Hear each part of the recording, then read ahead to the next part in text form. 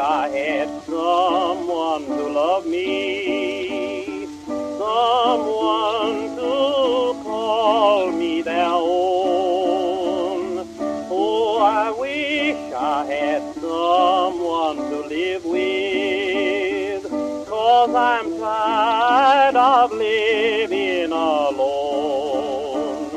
Oh, please meet me tonight in the moonlight. Please meet me tonight all alone. For I have a sad story to tell you. It's a story that's never been told.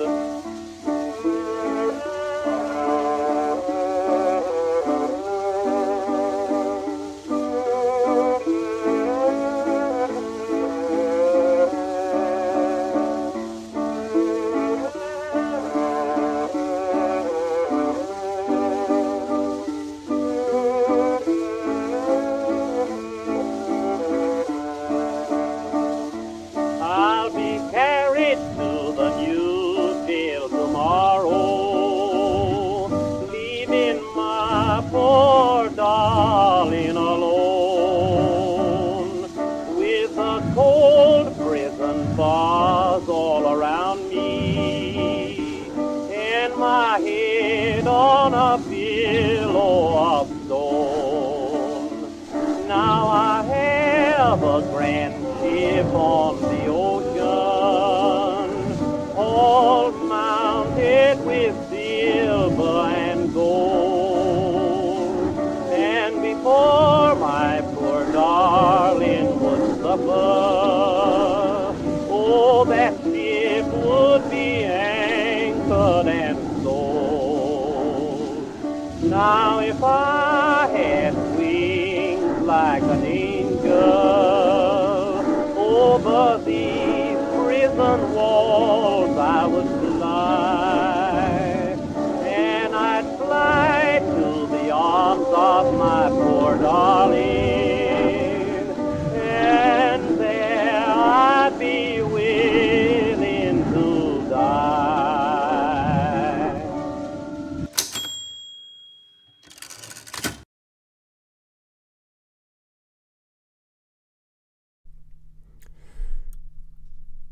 For as long as I can remember, which is a very, very long time, my life has been a series of contradictions. Codes and principles that seem absolute one day, I make excuses to break the next. From the very first time I became fond of a human being and then needed to forgive myself for causing their death, I have followed a pattern of total isolation and abandonment before someone new makes their way, at their peril, into my life. Today marks 100 years since I first arrived on British soil.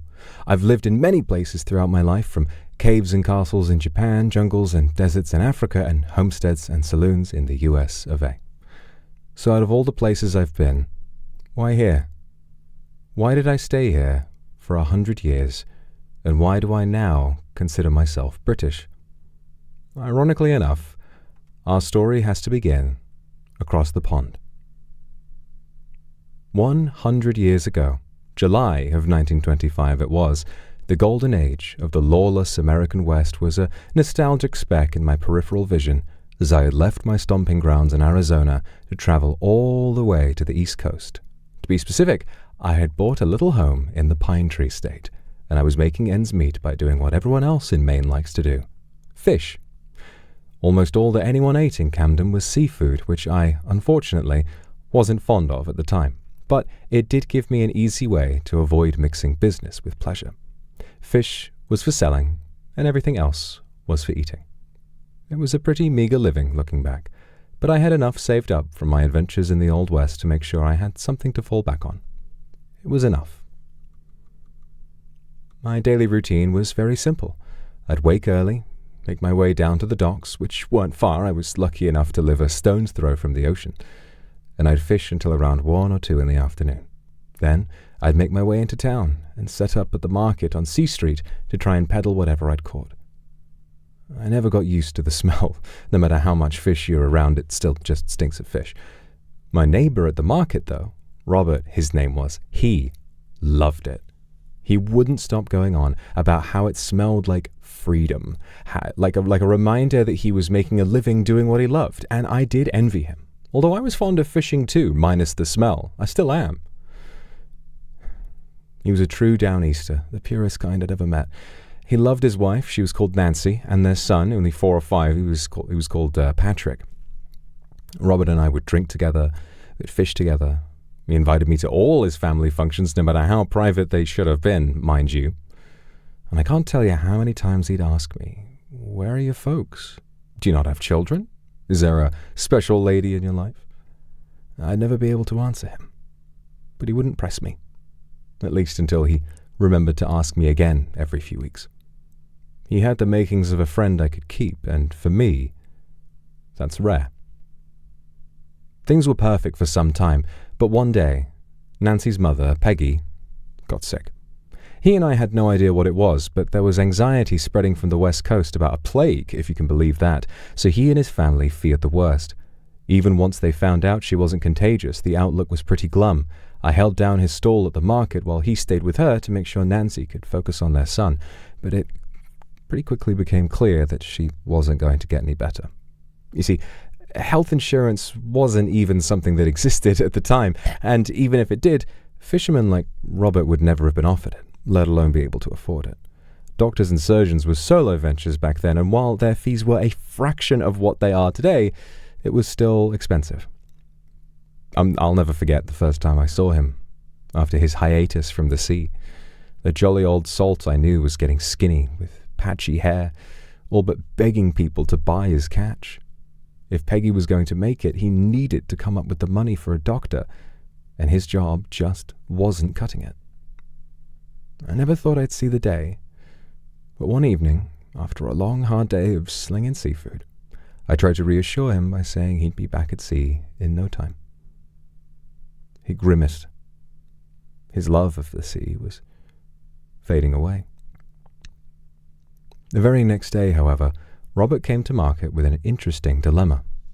He held up a poster he'd found stuck up downtown with 2 arms breaking free from chains, and it read, "Land of the free, the so-called American dream will make an honest man pay his weight in tax." And at the bottom of this piece of, essentially, propaganda was an instruction. Move to a town a good few miles west and return to the life you'd imagined. I told Robert that this was clearly some kind of scam. You can't escape the tax man, no matter how far west you run. But he couldn't let it go. His common sense advised against it, but at heart, he was a hopeful man. Maybe this was the answer he'd been looking for. Maybe he could be the father his family needed and hang on to his dwindling love of the sea in the process. I knew what he was going to choose days before he chose it. Every afternoon at the market, he'd pull the crumpled poster out of his pocket and brush it with his thumb like a lucky charm whenever he wasn't dealing with a customer. He'd sit on the fence behind his stall, heavier each day, his posture and facade drooping closer to the ground, bit by bit, hour by hour. And then, on July 19th, he found me at the docks, first thing in the morning. "I'm going," he said. His family were at their wits' end and needed a miracle. Not knowing how long Peggy had left, the safe option wasn't going to cut it anymore. After some thought, and realizing he'd made up his mind, I offered to go with them to make sure nothing could go wrong, that if any foul play was suspected, I'd be able to pull them out, no questions asked.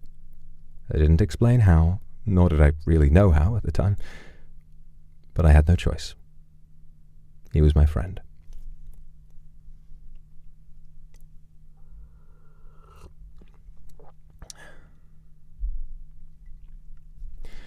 While they were becoming more common each passing year, I still wasn't used to the motor cars being driven at the time. They were unlike anything I'd ever seen, more shocking to my old self than anyone else around back then, and Robert was lucky enough to have an old Ford Model T. A lot of families in America had them at the time.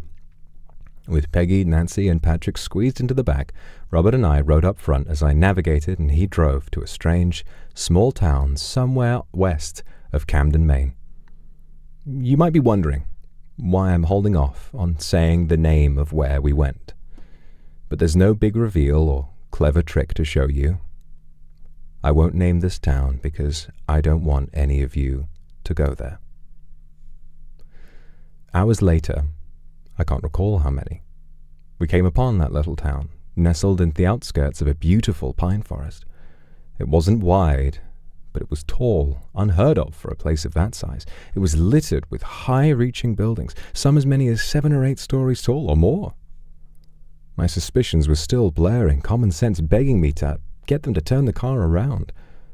But I stood firm, pushed those feelings down, and convinced myself that everything would turn out okay. As we sheepishly made our way up to the border of that place, I think I witnessed my first ever traffic jam.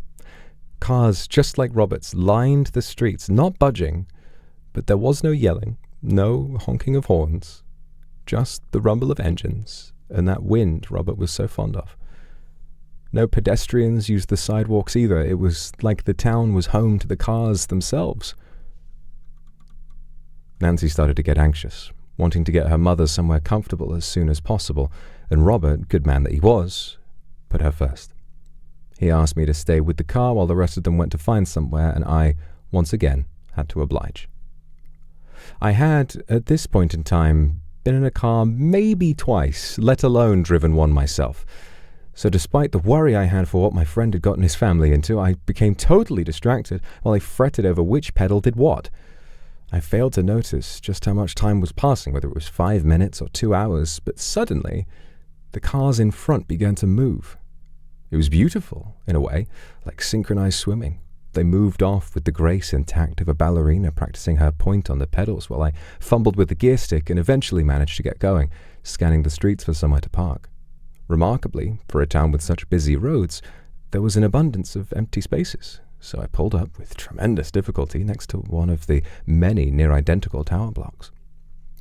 Once I finally figured out how to switch the engine off, I breathed out a sigh of relief and sat back, waiting for the others.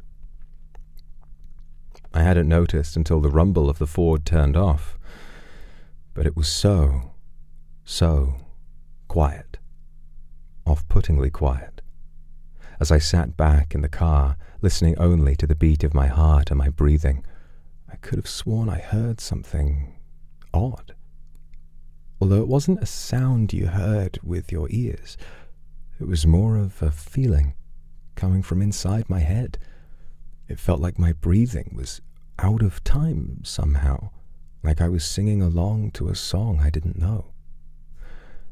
As I breathed faster to try and see if I was getting out of breath, it felt louder, like whatever was making me feel so strange was doing it on purpose. I shut my eyes, forcing myself to do it slow, anything I could not to panic, to be someone the others could rely on, but it felt like something had appeared in my lungs, pulling them taut right before I was about to fill them with air, and then, "Victor!" I started. A knock on the window. It was Robert. I couldn't hear the noise anymore, but my ears rang like a bomb had gone off. As I got out, he thanked me for looking after the car, but I pressed him right away. "Where are the others?" We started walking, and he began to explain. They'd found an apartment block nearby and asked if they might be able to give Peggy somewhere cool to sit, and while they did make her comfortable, they had, and I'm paraphrasing here, offered to house the 4 of them right away. I know the housing market back then was a lot simpler and less expensive than it is these days, but this was still unheard of. A walk-in tenancy, and for free. I asked Robert what on earth they might want in return, and he said they'd mentioned nothing like that, just to make sure that Peggy was in good nick. Then he stopped walking. "Here it is," he said, and we looked up. Monolithic brickwork towered into the sky, so much higher than anything looked from outside the city. The tower he had stopped at was next to more identical blocks of apartments, they themselves in one row of many. Making our way inside, the foyer was totally empty, except for a receptionist who sat behind her desk by the left-hand wall. As we walked by, she craned her neck up from what she was reading, slowly, and smiled at us with mouth only. Then, it was a rudimentary elevator to the 9th floor, where Robert pulled out an odd-looking set of keys and let me into their new home. It seemed fine. All the facilities you might need, clean windows, minimal noise. Peggy was asleep in a comfy bed more than anything. Nancy and Patrick were playing, and they were laughing. Robert was beside himself. He was holding back tears. He hadn't seen his family happy in so long. And how could I be the bearer of bad news? Not wanting to waste any time, I set about helping Robert look for a doctor. Traveling the city on foot quickly became challenging, even though there were abundant sidewalks to use. Every building looked the same, save for slight variations in height and a simple sign above the door. Residential buildings simply said, "Place to live." Offices said, "Place to work." And shops said, "Place to buy." By what, I wondered, and I wanted to ask my friend the same question. But for some reason, I kept quiet. We walked and walked again, for an amount of time I struggled to place, when eventually we saw a place to heal. Inside, just like the apartment, it was empty, save for a receptionist. I let Robert do the talking. He explained Peggy's situation, and the receptionist, a blonde woman, nodded calmly. Meanwhile, she made what looked like meaningless notes on a clipboard. Every time we finished a sentence, she'd make a little tick-shaped mark on a blank page, one after the other, nothing more than that. After he'd finished, she smiled and said, "Yes, we'd be happy to take her." I asked if there would be a fee, and she said, "No, that won't be necessary." I immediately felt the urge to jump in and ask how on earth that could even be possible, but again, I felt a lump in my throat and said nothing. She slid a contract over to Robert, and as she talked him through it, my ears began to ring, and my breathing felt adjacent to the grand rhythm of the town once more. I hated it. Watching, frozen, as he inked his signature onto the page, all I could do was smile when he turned to me, his voice silent. I read his lips. "We're going to be okay." And so the first week came and went. Peggy was driven to the place to heal, and as the doors closed on her ward, I think I remember seeing her smile. We found a place to buy on the same street that sold fresh food, and again staffed by only one person with no other customers. With no job or friends to see, Robert and I stayed home with Nancy, played with Patrick, watched the sun go up and down, waiting to see if Peggy was going to get better. One night, after the others had gone to sleep, and I lay awake on the sofa, my breathing started to feel strange again. No matter how much I tried to adjust my breathing patterns to match the beat of that place, it kept changing. I was forced to play a game with someone who kept changing the rules. So then, I decided not to play at all. Defiantly, I counted, breathing slowly. 4 seconds in. Hold for 2. And then 4 seconds out. It was horrible. My lungs felt like they were being squeezed and forced to inhale before I was ready, but I stood firm and kept trying. The rhythm accelerated, and although I didn't notice, the spaces between the numbers I was counting became shorter and shorter. My hands started to feel tingly and numb. My eyes watered. I wasn't in my friend's apartment anymore. I was somewhere else, somewhere dark and sinister. I felt the eyes of millions on me, forcing me to breathe faster and faster, and as I did, my body vibrated against the cushions. My nails sunk deep into my skin, trying to feel something. Any way I could stay where I was and not sink into the floor below me. There were no pauses in my breathing. My lungs go in, out, in, out. My skin rips and bleeds as I grip tighter and wince in pain, and ka-chunk! I screamed, yanked headfirst above water after what could have been 100 years of drowning. Robert skidded into the living room with Nancy behind him, asking what on earth was wrong. Patrick started crying from his cot, and so she went to go and see him. Robert asked again, "What in God's name are you screaming about?" Shaking like the only leaf in a forest of concrete, I stammered out something about having a nightmare, and that I was woken up by... What was I woken up by? It sounded like it came from the door, and looking at it, a set of letters had come through. I looked toward the window. It was already light outside.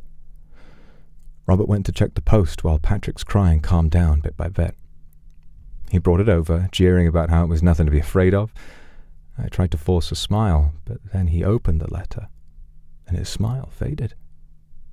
It was a bill. It asked for a provisional rental payment of 100... 100 what? That was just it, 100. No currency, no decimals, nothing. An itemized bill charging 100 something for rent, with a clause stating that if payment wasn't received by the end of the month, they'd be evicted, and any city benefits the family were receiving would be voided. Peggy would be kicked out of hospital if he couldn't pay the bills. Suddenly, things seemed scarcely different from what Robert had just escaped from.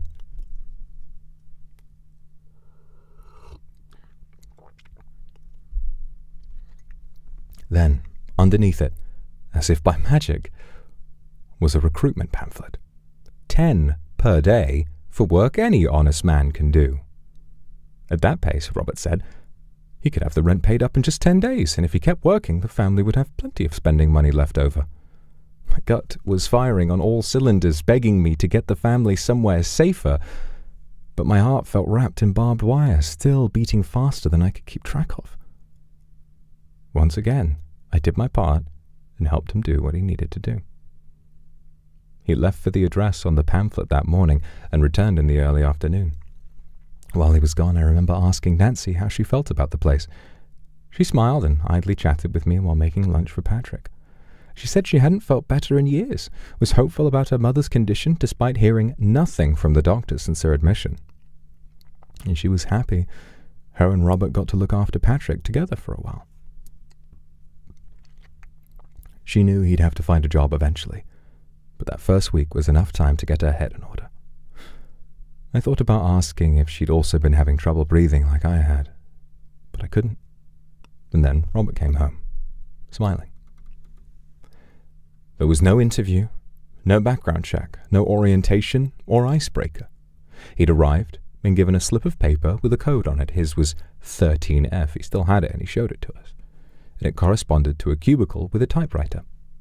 When he sat down, he was given only one task for the day, or rather a question. What are your worries? Write until your shift is done. So he did. He wrote about Peggy, about how badly he wanted to be a good husband and father, how he already missed being on the water, and at the end of his shift he was reassured he had been credited for 10 and was allowed to go home. Patrick ran over and hugged him, Nancy kissed him on the cheek, and to them, all seemed fine. No signs of forcing themselves, no need to have faith in the process. They knew that it would be okay. Who would I have been to tell them otherwise? This is how things were for some time. Long into the month of August, although there were no calendars or clocks in that place, Robert knew when he needed to be at work. He paid off the rent and kept going to work to make sure we could all afford essentials. After the first week, a new letter came in, and this one said that rent would cost $150. Robert was offered overtime at work to cover the difference, and he took it with a smile. He started coming home later in the afternoon, but Nancy and Patrick never minded. Then, the following week, the rent increased again to $200. More overtime. Every few days, I would ask Robert if he'd mind if I came to work with him. Perhaps we could both take a job. But he insisted to the point of frustration, "No, you're our guest." And so I waited at home, looked after Patrick while Nancy was busy, and lay on the sofa, waiting. In that time, there was still no news about Peggy. The city government clearly knew our address, so letters should have arrived with updates on her condition, but no. The family still had faith that she'd recover. They didn't worry like they used to, and as the weeks went by, they mentioned Peggy less and less. I say this with no animosity towards them, knowing what was happening, but it began to feel like they didn't care about her anymore. Week after week, as summer waned and the evenings grew longer, conversation between Robert and Nancy got shorter and shorter. They always smiled, hugged and kissed, and shared a bed, but they barely spoke. What started as, "Nice day, my love," "Always beautiful with you, sweetheart," slowly lost words like they were being told along with the rent, until all they would say was, "Hmm? Hmm?" I listened to that same exchange of syllables until it became torturous, so terrified and constantly stricken with the pressure on my lungs that I rarely moved from the sofa. And they never moved me either. I must have looked comfortable. Hmm, hmm, hmm, hmm, hmm, hmm. The rent rose week on week, and so did Robert's hours.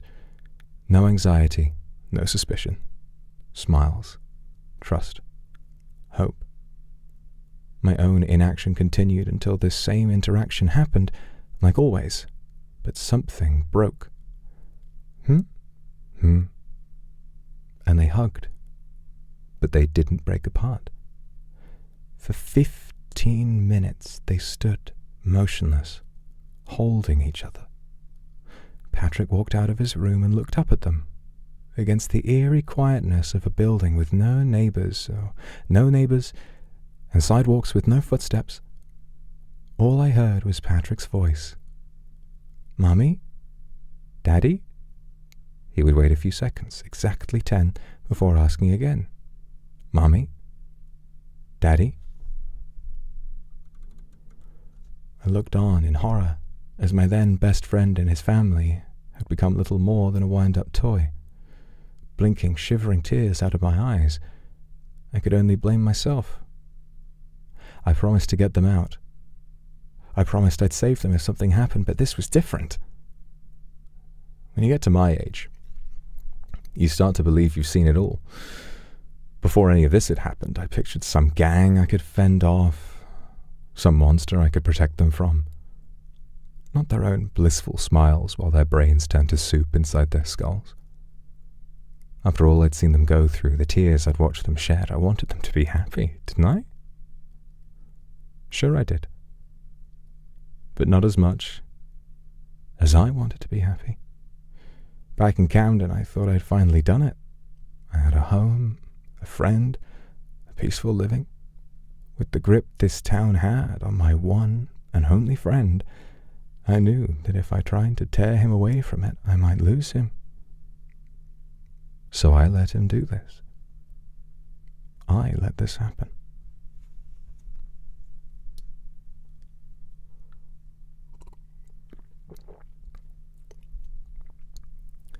I sat and stared, listening to Patrick call for his parents in the same monotonous drone for hours. "Mommy? Daddy?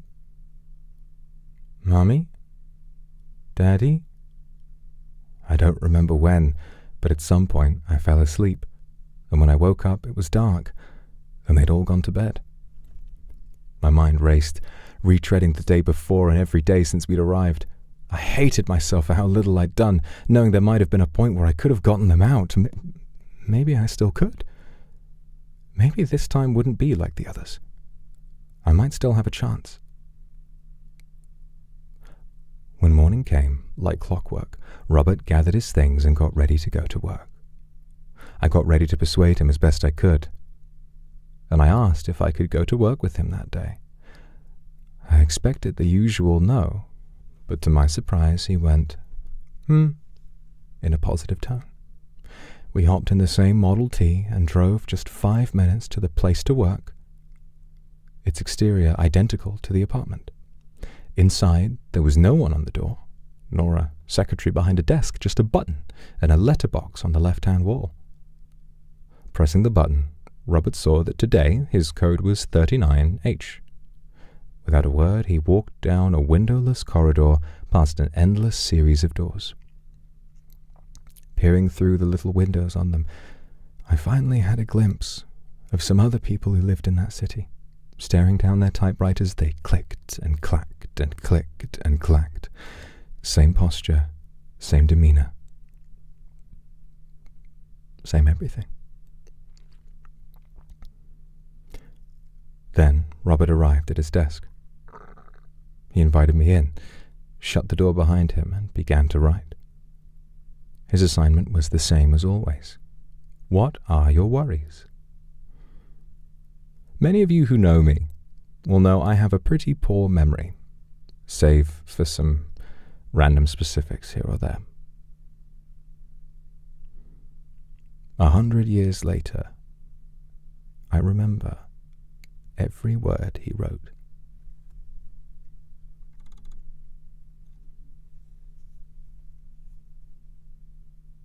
I remember my love. I remember her mother. I remember my friend. I remember my child. I don't remember their names. What are their names? What are their names? What are their names? What are their names? What are their names?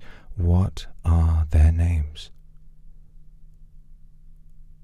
I heard him whimpering and whining like a dog as he typed. That final line he wrote hundreds and hundreds of times. Robert was alive, crying for help. The click and clack of 1,000 typewriters echoed in symphony, each ding a bullet, each new line a gun. It was deafening, so loud I could hardly hear myself read what he wrote. I reached out. I wouldn't let this go on any longer. Robert, Nancy, Patrick, Peggy, and I would all leave today. Fear overtaking me, I placed a quivering hand on his shoulder. He stopped typing. In fact, the entire building stopped typing. Slowly, he craned his neck to look at me. His eyes were red with tears, but his mouth turned up into a big, toothy smile. He stared, and then he came for me. Hands outstretched, he grabbed for my neck, squeezing as hard as he could. I shoved and shoved, but I couldn't get him off. He was stronger than me, but I didn't want to hurt him either. My heart thumped in my ears as I reached for him and tried to push him away, but my strength faded. My arms fell limp. He dropped me in a heap on the ground. As I fell unconscious, I heard the rhythm of the town thump in my ears louder than ever before, and watched as he turned, sat down, and went right back to work.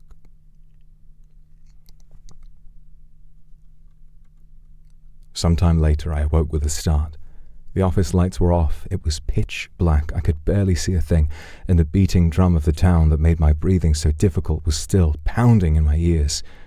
My eyes were crusted with sleep. My neck was bruised, and I couldn't think straight for the cacophony all around me. I couldn't see so far as his chair, but I could only assume that Robert had gone home for the night. I was alone. Hearing my blood pump in my ears to the nauseating tempo of whatever burrowed in my head, I remember seeing something in my mind's eye. I could smell the sea again, feel the spit of fresh salty water on my face. If somehow I had consumed Robert's soul, I know that's how it would have felt. Remembering him, his family, our home back in Camden, I wanted to go somewhere I'd feel at peace, but it only made me angry. Angry at the world that had forced these people here, angry at whoever orchestrated this pulsating maze of death, and angry at myself for standing by and watching it happen like I always did. I lay there, cursed myself, and could do nothing but listen and breathe. Boom, boom, The beat went on. Bum, bum. It was steady now, dormant. Bum, bum. Like whoever's heart was beating was bum, bum. Asleep. Then I noticed something else. I lay on my left-hand side, with that ear to the ground. As I rolled over, grunting and groaning, I could hear the rhythm in my right ear. The source of it all was below. I started shuffling along, back into the corridor, keeping my ear to the ground. As I did, it grew louder. Stalking along the ground, listening in frustration at my own heartbeat for the muffling the noise, I turned corners, listened to it grow quiet, then double back and hear it amplify. I didn't know what I was looking for, but I knew I had to find it if I was ever going to forgive myself.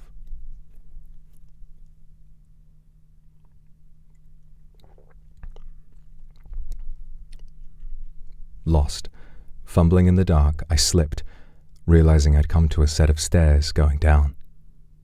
I thought it might have been a basement, but then I smelled green grass and soil. I looked up and I saw the moon. A tiny garden surrounded by the place to work on all sides, the steps to the door behind me, and an overgrown, rotted door ahead of me. Ivy snaked along its frame, and the grass in the garden receded into the dirt and died where the door would swing.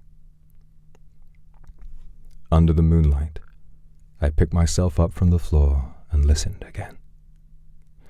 The noise, the drums of war, they weren't below me anymore. They were ahead. I was afraid I would wake it, knowing my labored breathing now would become impossible if whatever it was set its eyes upon me. Knew that I wasn't supposed to be there. Maybe, though, this was fate. Maybe after what I'd done so many times before, my destiny was to save that family, even if I couldn't save myself. With the same hand I'd silenced the typewriters, I reached for the door, handleless and chimped, and gently I pushed. It swung open with a creak. The moonlight beamed down from above and licked at the walls inside, leading down a flight of stairs into a basement. I peered in. I thought I could make something out down there. Something familiar. In the dark, the moon reflected off two pale, sunken eyes, my pupils dilating. More of the moonlight penetrated the darkness than beneath it. A smile. Robert. I wanted to call out, but my lips wouldn't move. None of me would move. As the moonlight shone down, I saw more. The bricks of the walls deteriorated as they descended into the ground, cracked, halved, and then gave way. Dark, red flesh took its place, and with no graft or stitches, more flesh ballooned out onto the stairs. Robert's smiling face looked back at me from that flesh. Close by, unmistakably, Nancy and Peggy, their eyes glowing, their smiles wide. They shared their body with countless more faces I did not recognize, all of them smiling, all of them staring at me. I didn't run. I didn't scream. I didn't blink. The gaze of them, that thing, whether it was just one beast or many, wrapped my heart in a fast-setting sap. I felt it beat like it wanted to escape from my chest, but my body was still. Hours it must have been that I stared, trying to pull myself free of its trance. I only turned my head when sunlight cracked over the top of the place to work, and I looked up. Something snapped. It knew I was there. My lungs tightened, the orchestra with its drums picking up its sticks and hammering away at me. For one brief window, the peak of a crescendo of noise. All went quiet. The eye of the storm. Patrick! With the family's faces burned into my soul, a sight I'll never forget, I turned, and finally, I ran. The lights in the office had flicked back on, and with surprising ease, I charged through the corridors and burst out the door, back onto the empty streets. I ran as fast as I could, not stopping for the car. The town was silent, but the buildings looked down at me with unmistakable malice. They were watching me. They had to be. I ran and ran, huffed and puffed back to the apartment, up to the 9th floor. I almost kicked down the door. Patrick sat by himself, looking out the window. "Patrick," I asked, wheezing and gasping for breath, my vision blurred, everything swirling around me. Stumbling toward the boy, I said, "Patrick, we have to go." And without turning, he said, "No." I tried again. "Patrick, we have to go." Again, he said, "No." Frustrated, needing to know there was one person I could save, I tried something else. "We have to go and see Daddy." And then he said, "Okay." The last piece sunk in. My breathing calmed, and I saw the whole puzzle laid bare before me. I didn't like what it looked like. In August of 1925, 100 years ago, I encountered another voice demon for the first and last time. The city was built upon its body. The trees grew from the corpses of its victims as they fertilized the soil above it. There weren't several blobs of flesh absorbing people in each of these buildings. The basements were connected. They all were the demon. Its voice was that heartbeat, soothing to human beings, but incompatible with me. Only with me. I hoisted Patrick onto my back and ran for the car. It was parked miles away, but that day I could have run 100. It was like a dream playing out of order, standing on top of an all-consuming monster, yet everything around me was quiet and calm, save for inside my head, the only source of noise in a total vacuum of life.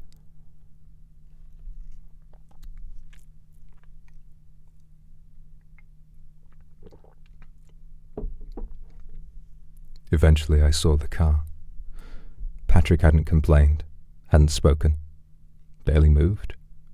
I loaded him onto the back seat, and although I still didn't know how to drive, I knew I'd need to try. I turned the key, and it wouldn't start. I tried again, cursing, begging it to let me save him, just one person, please, please. And then the engine kicked to life. Pressing down on the pedal, we wobbled, stalled, and skidded, but with no cars to crash into. Before long, that place was behind us.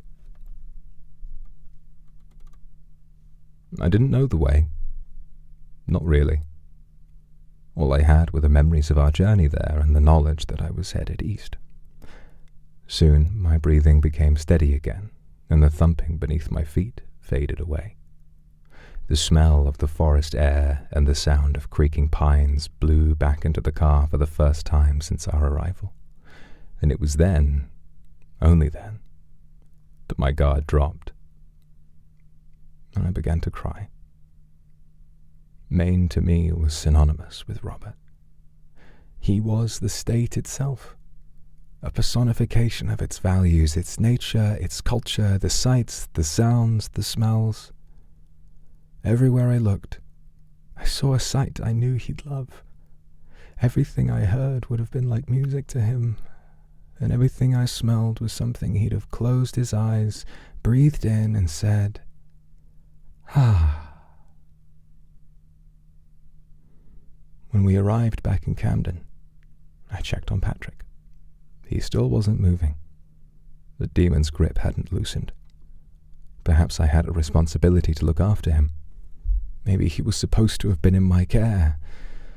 But after all I'd done, from the day I'd arrived on Earth until the day I looked down at that boy with no idea what had happened to his mom and dad, I knew I'd only bring him harm. As the sun went down, I parked in the center of town. With a pencil and paper from the glove compartment, I wrote a note and left it on the car's windshield. This boy's parents are dead. Please look after him. I opened the back door and sat with him. I thought about what I could say to make things better, something I could leave him with that might soften the blow when, if ever, he came to his senses and learned what had happened. No words came out. I just stroked his hair and whispered, "It'll be okay."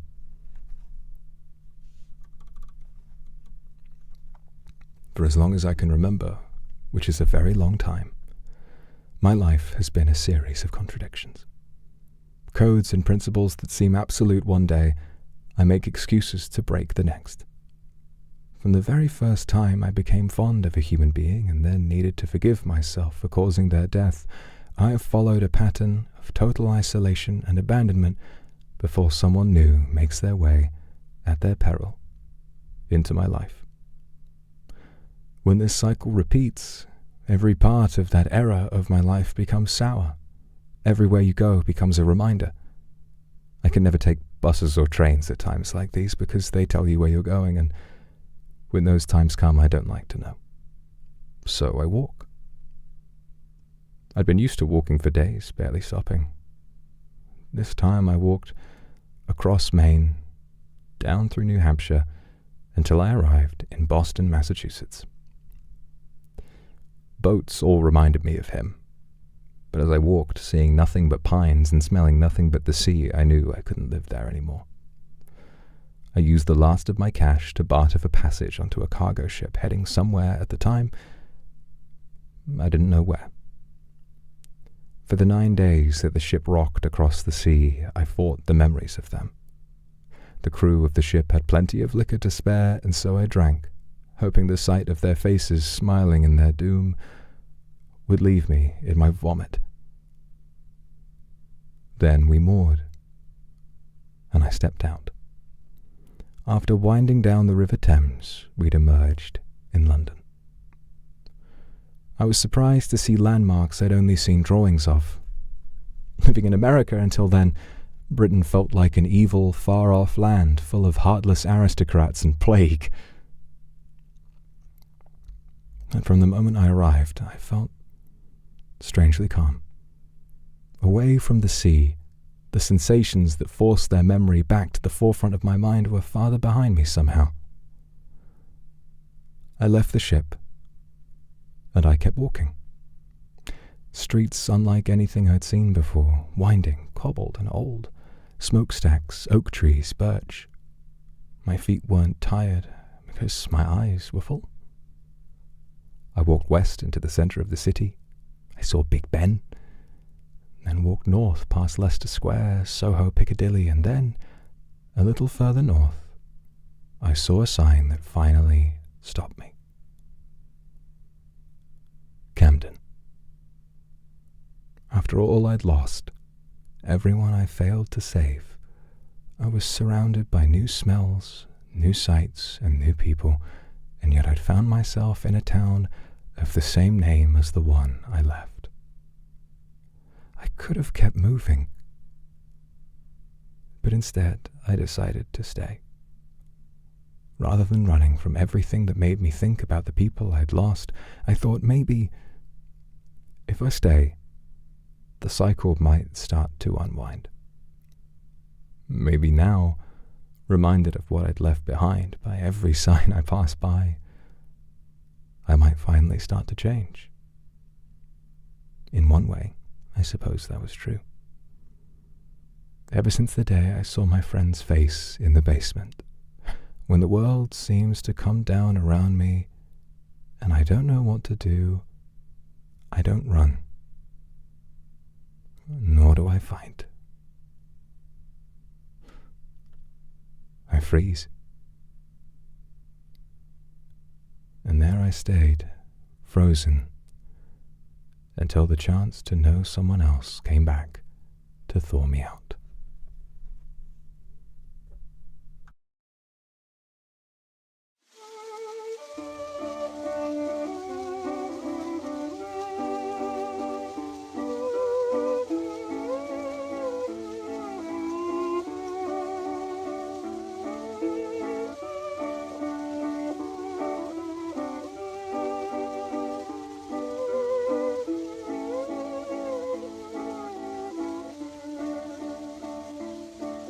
I wish I had someone to love me, someone to call me their own.